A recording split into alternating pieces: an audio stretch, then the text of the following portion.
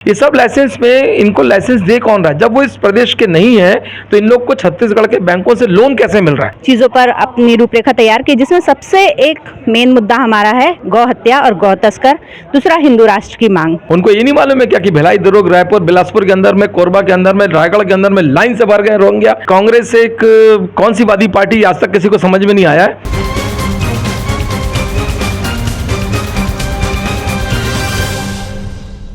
अध्यक्ष धनंजय परिहार जी हमारे साथ मौजूद हैं। उनसे कुछ बातचीत करेंगे, जानेंगे कि आगामी रणनीति, जो शिवसेना की आगामी रणनीति है उनके बारे में पूरे डिटेल्स लेंगे। आज इनकी एक बैठक रखी गई थी, बैठक में क्या कुछ निर्णय लिया गया है, इनसे बातचीत करते हैं। सर, आपका बहुत बहुत स्वागत है हमारे चैनल में। नमस्कार, जय राम। आज आप लोग की बैठक रखी गई थी प्रदेश स्तरीय, क्या कुछ निर्णय लिया गया है?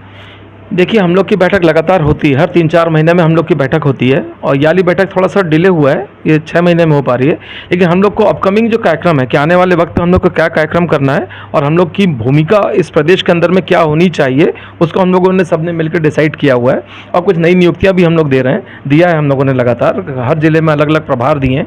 तो जो मुख्य है हम लोगों का कि आगामी 17 जून को, 4 जून को गवर्नमेंट बनेगी इस देश की, हमारे देश की, और 17 जून को हम लोग का रायपुर में धरना होगा, प्रदेश स्तरीय बहुत बड़ा धरना, 2 से 5 हज़ार लोग जिसमें रहेंगे, जिसमें हम लोग ये डिमांड कर रहे हैं कि एनआरसी को लागू किया जाए, धर्मांतरण को तत्काल प्रभाव से रोका जाए, गौ हत्या को पर पूर्ण प्रतिबंध लगाया जाए, और जितने भी जो लाउड स्पीकर्स बजते हैं, चाहे मस्जिदों में बजते हो, मंदिरों में बजते हो, कहीं भी बजते हो, उसको सुप्रीम कोर्ट के आदेशानुसार उनका जो नियम है उसके हिसाब से उसको लागू किया जाए।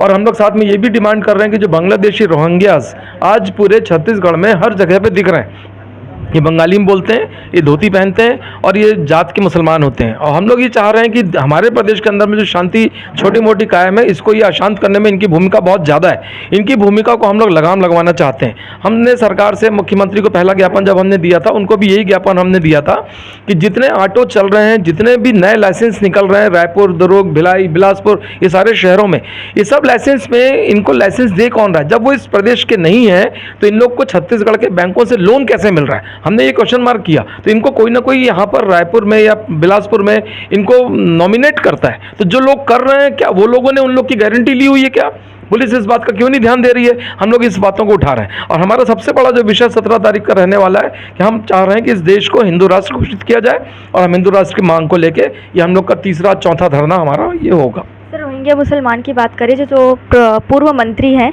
मोहम्मद अकबर जी ने, उन्होंने कहा था कि अगर छत्तीसगढ़ में एक भी रोहिंग्या मुसलमान अगर कवर्धा में दिख जाए तो मेरा नाम बदल देना, उस पर क्या कहें? तो मोहम्मद अकबर जी सिर्फ कवर्धा के मंत्री थे क्या? वो तो पूरे प्रदेश के मंत्री थे, और प्रदेश में इतने सारे ज़िले हैं। जब इस छत्तीसगढ़ में सिर्फ 7 ज़िले थे, तब से वो इस छत्तीसगढ़ में रह रहे हैं, और हम लोग के साथ हमारे सीनियर ही थे, पढ़े हुए हैं। उनको ये नहीं मालूम है क्या कि भिलाई, दुर्ग, रायपुर, बिलासपुर के अंदर में, कोरबा के अंदर में, रायगढ़ के अंदर में लाइन से भर गए रोहिंग्या? उनको नहीं मालूम है क्या कि क्योंकि उसी महोदापारा से बहुत सारे लोग ऐसे हैं जो लोग उनके साइन करते हैं इनके लाइसेंसिंग पर कि इनको ये लोन मिल जाए, उसके लिए उनके गारंटीड बनते हैं। उसी जगह से होता है जहां वो रहते हैं, उनके आसपास से होता है। वो कैसे अपनी जगह को गड्ढा खोद देंगे? इसलिए वो बोलते हैं ऐसा। सर, अभी कुछ दिन पहले ही राजधानी में गौ हत्या का मामला सामने आया था, एक फैक्ट्री को पुलिस ने सील किया, उस पर क्या बोलेंगे? किस तरह से लगाम लगाया जा सकता है? देखिए, गौ हत्या के लिए हम लोगों ने गवर्नमेंट को, माननीय मुख्यमंत्री जी को ज्ञापन दिया हुआ है, और हमने उनको सारे रास्ते बताए कि कौन कौन से रास्ते से गाय जा रही हैं। हम नहीं रोक सकते, हम अगर रोकने जाते हैं तो लोग आरोप लगाते हैं कि हम पैसा खा रहे हैं, क्योंकि उसमें कतिपय पुलिस अधिकारी, कतिपय थाने उसमें इन्वॉल्व हैं, और जब ये इन्वॉल्व रहते हैं तो ये रात को जब ये गाड़ियाँ निकलती हैं तो लोग इतनी तेज़ी से निकालते हैं कि लोगों को कुचलते हुए निकल जाते हैं, और गाड़ी को अगर हम जब्ती भी करा देते हैं तो ये लोग अगले दिन गाड़ी मिलती नहीं है थाने में। हमको ये समझ में नहीं आता है कि गवर्नमेंट गाय का ये हत्या को रोकने में असफल कैसे साबित हो रही।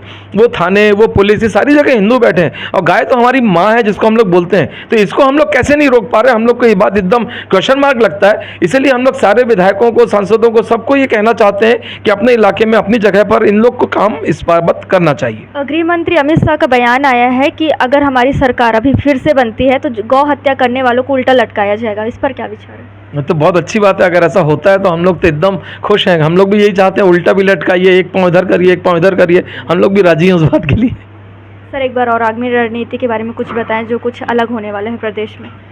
देखिए, अभी तक जो काम चल रहा था, भाजपा एक हिंदूवादी पार्टी है, कांग्रेस एक कौन सी वादी पार्टी आज तक किसी को समझ में नहीं आया है, ना अभी लोग खोज रहे हैं आज तक कि ये क्या है ये लोग।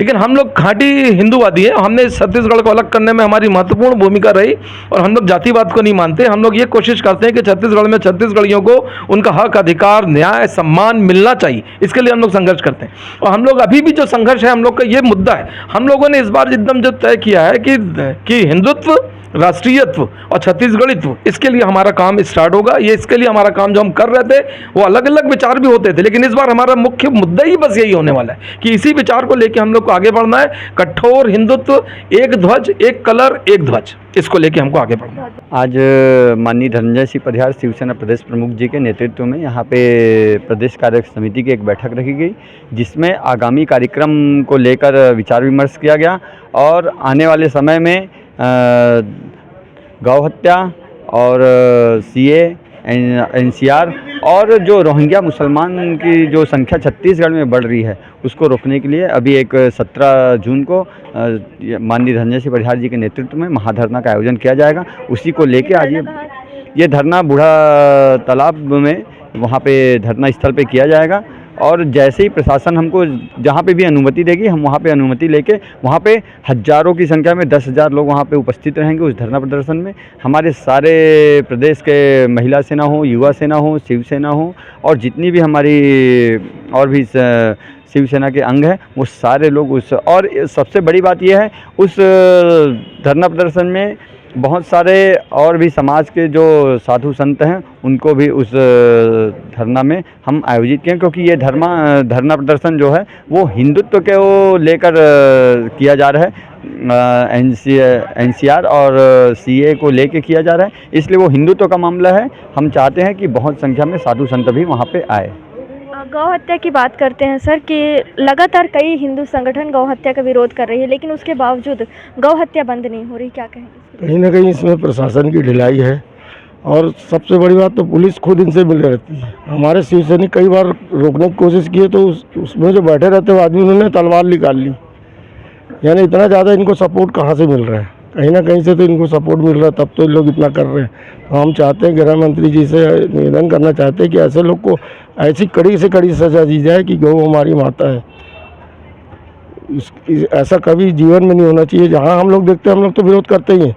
और हिंदुत्व का मुद्दा आज 1984 से हम लोग 4 साल जेल में रहे, सिर्फ इसी मुद्दे को लेके रहे कि हम लोग लड़ते थे। कोई किसी के घर की लड़की को उठा के ले जाता था, हमारे पास लोग आते थे, हम जाके लड़ते थे। लेकिन कुछ लड़कियों को ये राकेश, अजय, विजय नाम रख लेते हैं, पता नहीं चलता कि ये हिंदू की मुसलमान है, उसके बाद धोखा दे देते उसको। फिर उनका परिवार हमारे पास आता था, फिर हम मदद करने जाते थे। लेकिन लड़की जब खुद बोल देती थी कि हम इनके साथ रहेंगे, तो हमारा वहाँ बेइज्जती भी होता था। फिर भी हम बेइज्जती को बर्दाश्त करके हम अपने मुद्दे में बाकायदा कायम रहते थे। शिवसेना की महिला जिला अध्यक्ष नेहा तिवारी जी भी हमारे साथ मौजूद है, उनसे कुछ बातचीत करते हैं। नेहा जी, आपका बहुत बहुत स्वागत है हमारे चैनल में। आज शिवसेना की बैठक रखी गई थी, क्या कुछ हो उसके लिए और महिलाओं के लिए क्या कुछ है, ये बताइए। आज हम लोगों की हर 3 महीने में या 6 महीने में हमारी प्रदेश की कार्य समिति की बैठक होती है।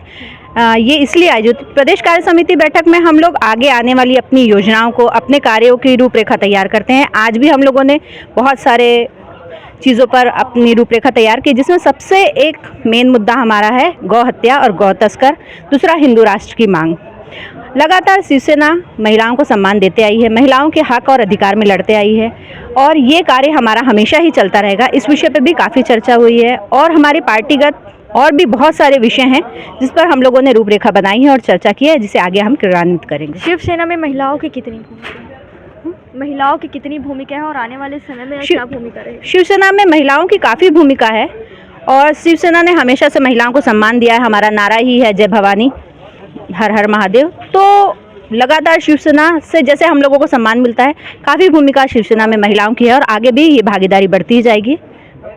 तो हमारे साथ मौजूद थे धनंजय परिहार जी और नेहा तिवारी जी, जिन्होंने बताया कि आगे की रणनीति क्या कुछ होगी और शिवसेना आगे क्या कुछ कार्य करने वाली है। कैमरा पर्सन मनोज के साथ मैं शारदा काछी, रायपुर।